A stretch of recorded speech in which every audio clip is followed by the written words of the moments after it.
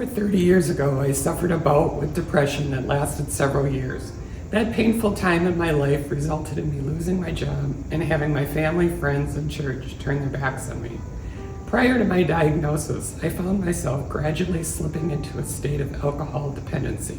At the time, I thought I just preferred my cocktails over other beverages.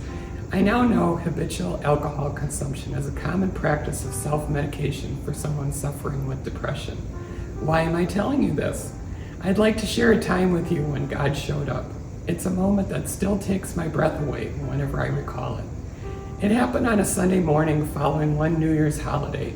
It was that Sunday when every year everyone is kind of churched out and feels like taking a vacation day.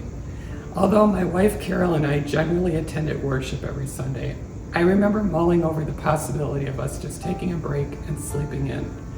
Despite us deciding several times we would skip that Sunday, I vividly recall having a strong pull to attend worship that week for some reason. In the end, we decided we had better go. As expected, worship was low in energy and we trudged through. Finally, it was time for the sermon. To my surprise, the 20-something son of a squeaky clean and well-respected family approached the pulpit. I recall feeling puzzled as he took his place and took a couple of deep breaths.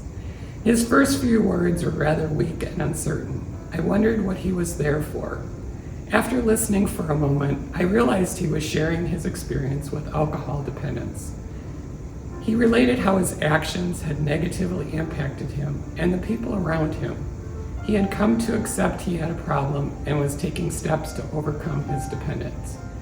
Initially, I thought, how in the world could something like this happen to someone with the advantages of a great family and privileged upbringing? In my mind, it seemed like only people with nothing going for them had drinking problems. It didn't take long until I saw my reflection in his words. He was speaking. His story was my story.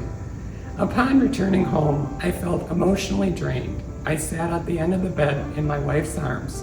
I admitted I was a drunk and I apologized and cried in her arms for what seemed like hours. From that moment on, I never drank again.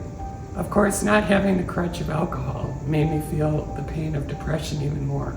But that same pain and discomfort was a catalyst for me seeking help and digging myself out of the deep hole that I had fallen into.